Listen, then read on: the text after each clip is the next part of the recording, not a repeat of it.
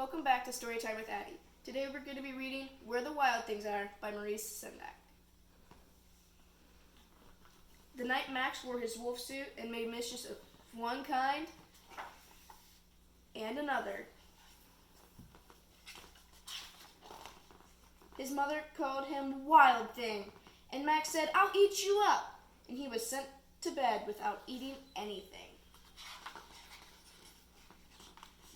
That very night in Max's room, a forest grew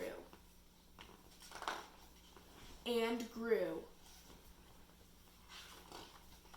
and grew until the ceiling hung with vines and the walls became the world all around. And an ocean tumbled by with a private boat for Max, and he sailed off through night and day,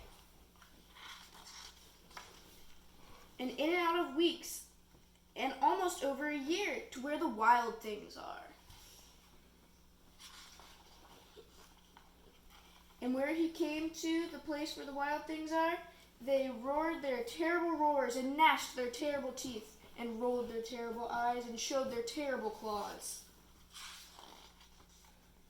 Till Max said, "Be still," and tamed them with the magic trick of staring into all their yellow eyes and without blinking once.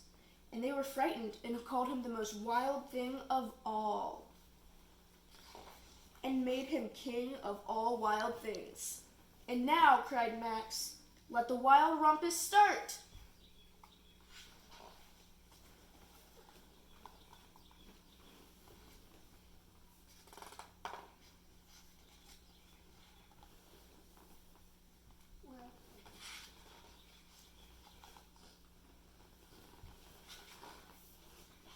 "Now stop," Max said, and sent the wild things off to bed without their supper.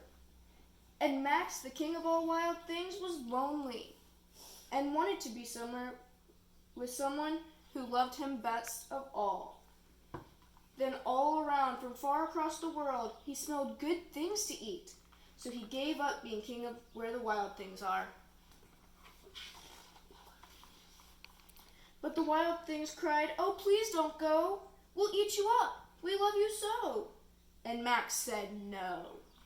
The wild things roared their terrible roars and gnashed their terrible teeth and rolled their terrible eyes and showed their terrible claws. But Max stepped into his private boat and waved goodbye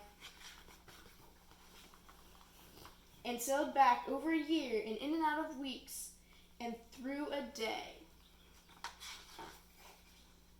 and into the night of his very own room, where he found his supper waiting for him. And it was still hot. Thanks for joining me. Make sure to come back next time for another great story.